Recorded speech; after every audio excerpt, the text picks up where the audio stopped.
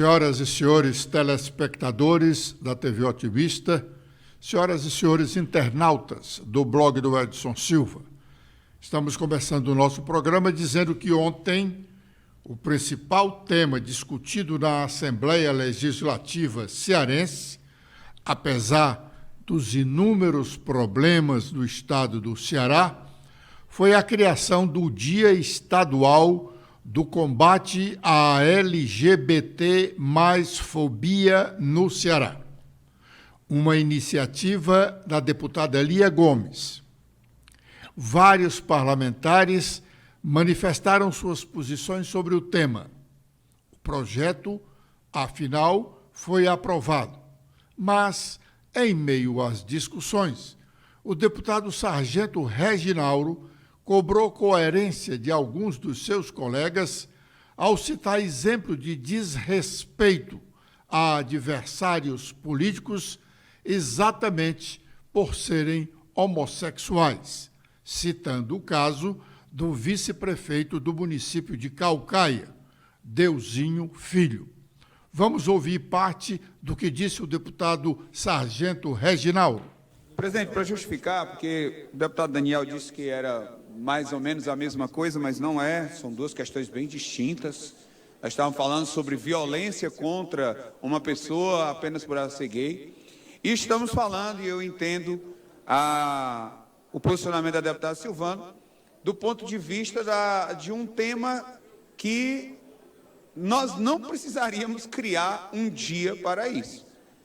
Que é a dignidade menstrual, algo extremamente básico de saúde pública da mulher, de saúde da mulher. Então, por isso, por não entender a necessidade de ter que criar uma data para isso, a gente vai, aliás, já votei, né? Posicionamento nosso é de voto contrário.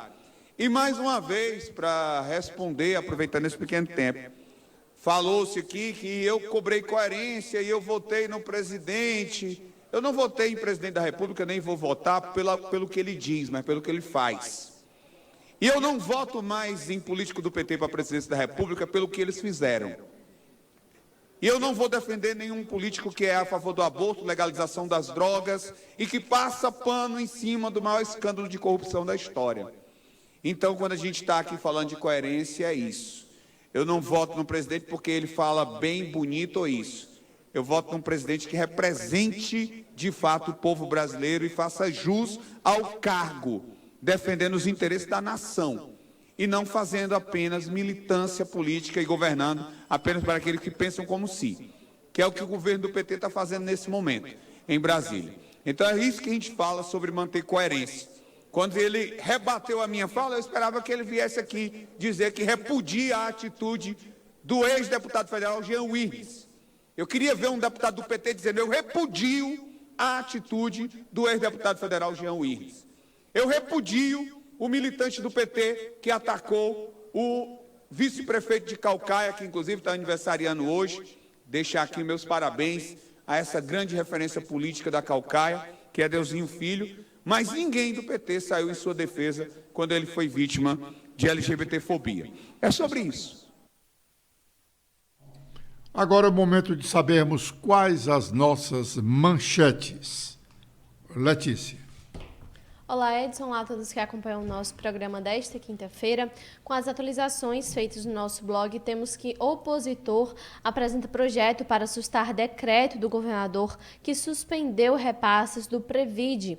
De acordo com a proposta também do deputado Sargento Reginaldo, que acabamos de ouvir, fica sustado o decreto 35.658, de 31 de agosto de 2023, o qual dispõe sobre o repasse dos recursos oriundos das receitas de imposto de renda na fonte, destinadas à garantia da revisão de segregação de massa de segurados do Sistema Único de Saúde da Previdência Social do Estado do Ceará, implementada pela Lei Complementar número 227. Deputados voltam a cobrar que municípios aprovem o piso salarial da enfermagem. Foi um apelo feito para os prefeitos e vereadores que agilizem a aprovação da lei. A Enel volta a ser criticada e deputado denuncia que a empresa não faz manutenção para lucrar. Vice-presidente da CPI, o deputado Carmelo Neto, do PL, disse estar preocupado com a empresa que vem a substituir a Enel, caso ela deixe de prestar serviços aqui no Ceará. Ele afirmou que a Equatorial seria uma dessas fornecedoras de olho no mercado cearense de energia e que também estaria sendo investigada em uma comissão parlamentar de inquérito, também por má prestação de serviços. E sobre nacional, o presidente Lula e Joe Biden lançam coalizão em defesa de direitos trabalhistas. Eles afirmaram um compromisso mútuo com os direitos dos trabalhadores por meio de uma assinatura de protocolo. A iniciativa é inédita entre os dois países e visa combater a precarização do trabalho, tendo os sindicatos como base de apoio. Agora com os destaques nacionais, iniciando pelo Estadão, temos em principal destaque que Lula ignora pressões do PT e faz terceiro mandato sem grilo falante que aponte erros do governo. O presidente não tem mais conselheiros com intimidade, como Gilberto Carvalho, que hoje diz ter prurido ao entrar em palácios. Celso Amorim ganha destaque após discurso na ONU. Agora com os destaques do Globo, a principal manchete é a coluna de Bela Megali, que fala que Cid revela que Bolsonaro discutiu golpe com militares. Em delação, o ex-ajudante de ordens, Mauro Cid, relatou que ele próprio foi um dos participantes deste encontro. E agora com as últimas da Folha de São Paulo, temos que Itaipu usa R$1 bilhão da conta de luz para fazer política para o PT. Com o fim da dívida para a construção de usina hidrelétrica, o custo de geração seria quase metade do valor. E também temos que vice-diretora na USP se divide em duas e defende teoria crítica do direito em bases feministas, as mulheres na área do direito. A Alckmin sanciona a lei que retoma o voto de desempate do CARF, mas veta 14 itens. Essa retomada de voto de qualidade é vitória do ministro da Fazenda, Fernando Haddad. Muito bem. Uma das nossas manchetes aí, a de que um opositor, no caso o deputado Sargento Reginaldo, apresentou um projeto de decreto legislativo suspendendo os efeitos de um decreto do governador Eumano de Freitas, que foi uma das manchetes do nosso programa de poucos dias aí, quando nós dizíamos na manchete que o governo do estado do Ceará, tomava emprestado dinheiro da Previdência Pública Estadual para suprir deficiências do seu caixa. O governador publicou um decreto suspendendo a liberação de recursos do imposto de renda para a Previdência dos servidores estaduais. Tomou esse dinheiro como empréstimo para pagar lá para os anos de 2040. É uma situação, esse decreto mostra a situação de dificuldade financeira que experimenta o estado do Ceará. Foi uma manchete do nosso programa, uma das manchetes do nosso programa recentemente, que deu muito o que falar no meio político e, sobretudo, na área econômica voltada para a economia pública estadual, sobretudo no momento em que o governo procura dizer que a sua situação fiscal está equilibrada. Ele tomou emprestado para suprir o seu caixa dinheiro da aposentadoria dos servidores, se bem que o decreto do governo ressalva que as aposentadorias e pensões não sofrerão solução de continuidade com essa tomada do empréstimo. A proposta do deputado é de suspender os efeitos desse decreto, é inédita aqui na Assembleia Legislativa Cearense, pelo menos nos últimos 10 anos, não se ouvia falar numa posição dessa. É evidente que a Assembleia não vai aprovar esse projeto de decreto legislativo de iniciativa do deputado Sargento Reginaldo. Mas nós já tivemos situações idênticas de suspensão de efeitos de decreto do governo na esfera federal. Câmara e Senado já aprovaram decretos legislativos, tornando sem efeito decretos do governo federal. Agora é o momento de fazermos o nosso primeiro intervalo. E já estaremos de volta com a sequência do nosso programa.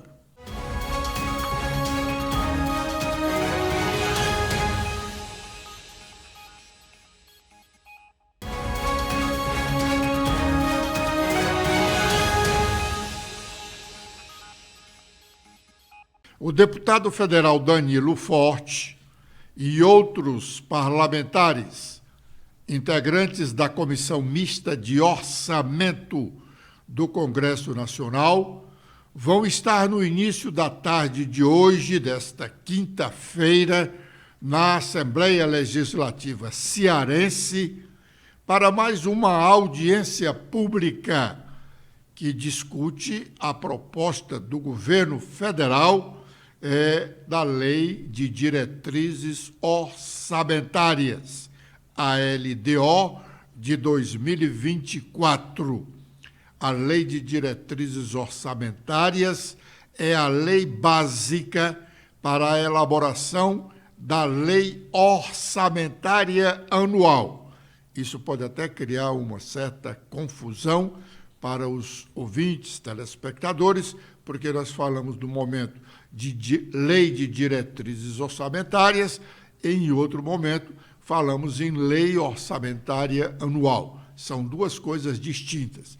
A Lei de Diretrizes Orçamentárias é um projeto que o governo federal manda para o Congresso Nacional, dizendo o que é que ele pretende ter como prioridade no exercício do próximo ano. Os deputados e senadores aprovam esta Lei de Diretrizes Orçamentárias e o governo, depois de ela aprovada, faz a sua proposta de orçamento. O orçamento, que tem vigência de um ano, começa no dia 1º do ano e vai até o dia 31 de dezembro deste mesmo ano. Um detalhe, essa Lei de Diretrizes Orçamentárias deveria ter sido votada pelo Congresso Nacional até o encerramento do primeiro semestre legislativo, exatamente para que o Executivo tenha tempo de, com base no que foi votado no Congresso, ou nas assembleias, ou nas câmaras municipais, referente, porque todas elas têm. O município, o Estado e a União têm as suas leis de diretrizes orçamentárias e têm as suas leis orçamentárias anual. Pois bem, a LDO, Lei de Diretrizes Orçamentárias, é para ser votada no primeiro semestre do ano, para que o Executivo tenha tempo de, com base nela, elaborar o orçamento do ano seguinte.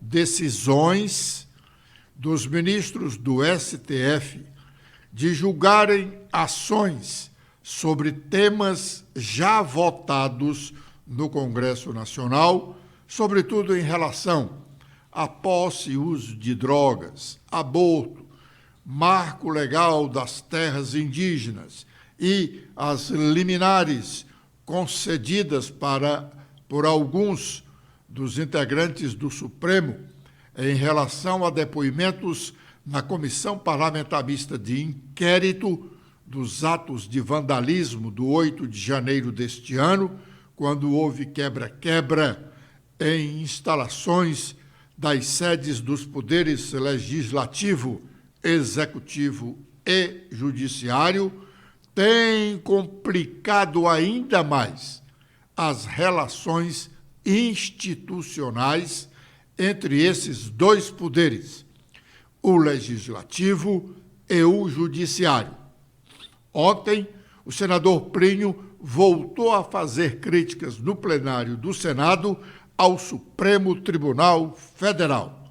Stephanie. Olá, Edson, olá, internautas do blog do Edson Silva. O senador Plínio Valério, do PSDB, criticou nesta última quarta-feira a atuação do Supremo Tribunal Federal em relação a temas que, segundo ele, já foram devidamente estabelecidos pela Constituição Federal e que não demandam mais a necessidade de novas interpretações. O parlamentar alertou que a situação demonstra a interferência da Corte sobre o poder legislativo e impõe riscos à democracia do país.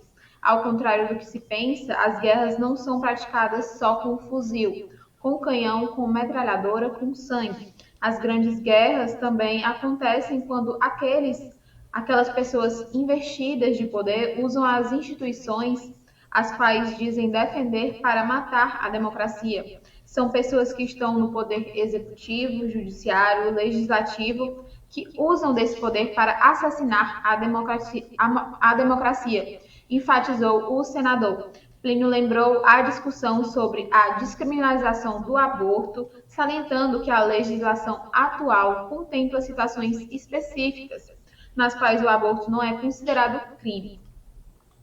Bom, já dissemos aqui, em outras oportunidades, que não é nada bom para a democracia essa divergência entre o poder legislativo e o poder judiciário. É evidente que no dia a dia, no funcionamento normal dos poderes, possa haver contrariedade de decisões de lado a lado, mas no caso específico em relação à questão do aborto, em relação à questão do uso e posse de drogas, em relação a essas liminares que, de certo modo, prejudicam, em parte, o funcionamento das comissões parlamentares, essas dificuldades poderiam ser resolvidas com entendimentos entre os integrantes desses poderes. Bom, agora vamos fazer mais um intervalo e já estaremos de volta com a parte final do nosso programa.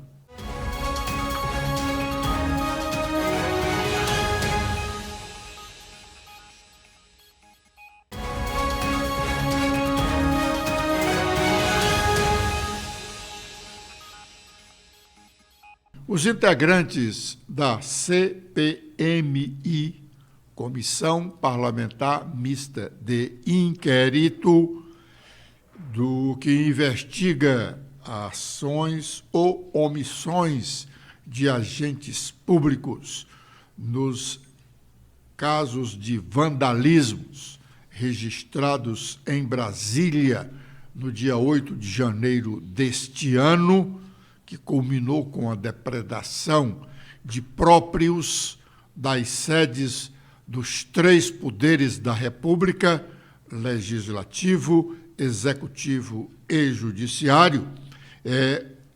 Os integrantes dessa CPMI estão reunidos agora pela manhã para ouvir o depoimento do jornalista Wellington Macedo Souza.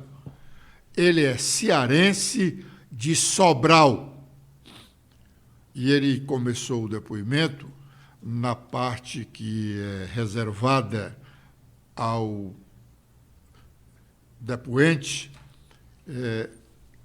esclarecer algumas das suas razões antes de ser inquirido pelos senadores e deputados. Ele começou dizendo que não ia responder a nenhuma das perguntas porque ele e os seus advogados não tinham conhecimento do inteiro teor das denúncias feitas contra ele no Poder Judiciário.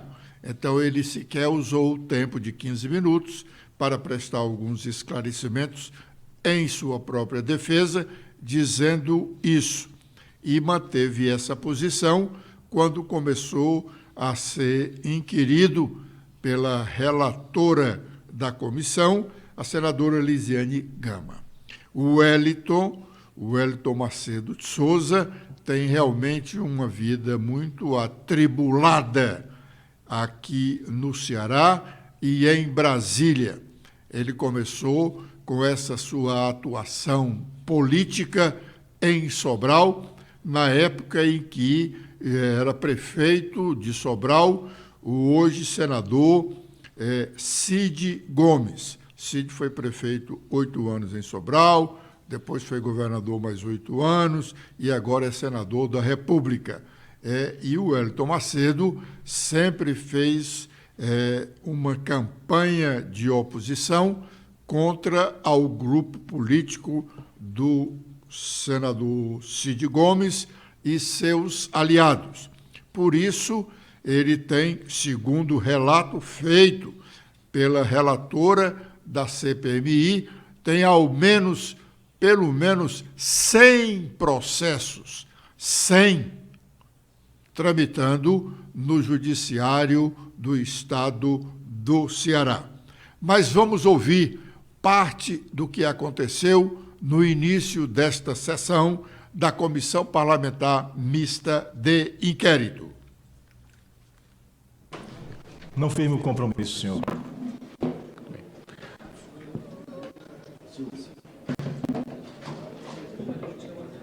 Eu passo a palavra ao senhor, assim o desejando, pelo tempo de 15 minutos.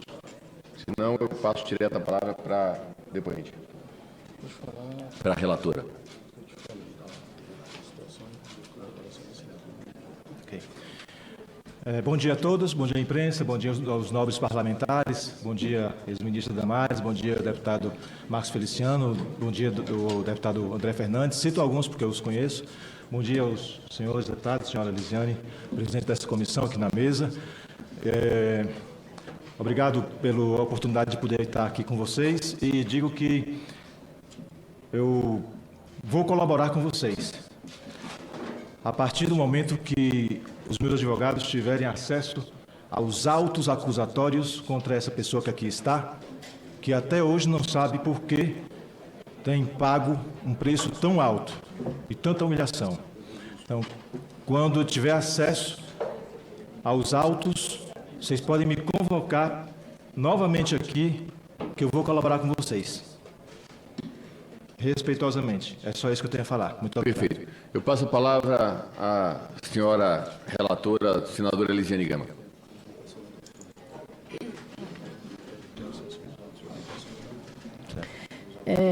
Senhor presidente, senhoras senadoras, senadores, deputadas, deputados, senhor Wellington Macedo de Souza, né? O senhor tem 47 anos, não é isso? 48. 48 anos. Sim. E o senhor, na verdade, é um dos 3 condenados pela tentativa de explodir uma bomba no Aeroporto Internacional de Brasília, na véspera do Natal de 2022. Portanto, responde aí, já é condenado e respondeu por várias outras denúncias referentes especificamente a fake news. Nós já ouvimos aqui o senhor George Washington, que também foi condenado e consta sobre ele de que ele teria confeccionado a bomba que foi colocada no veículo com 60.000 litros de combustíveis que poderia explodir ali nas imediações do aeroporto de Brasília. Como dissemos, o depoente, o jornalista cearense, Wellington Macedo de Souza, não vai responder nenhuma das perguntas. E os deputados e senadores continuarão tentando. Enquanto ele não responde, deputados e senadores reafirmam as acusações contra ele. Com essa informação, nós estamos encerrando o nosso programa de hoje. agradecendo a audiência e prometendo estar de volta amanhã neste horário. Letícia. Eu também faço meus agradecimentos a todos que acompanharam o nosso programa de hoje. Espero revê-los amanhã. Até lá!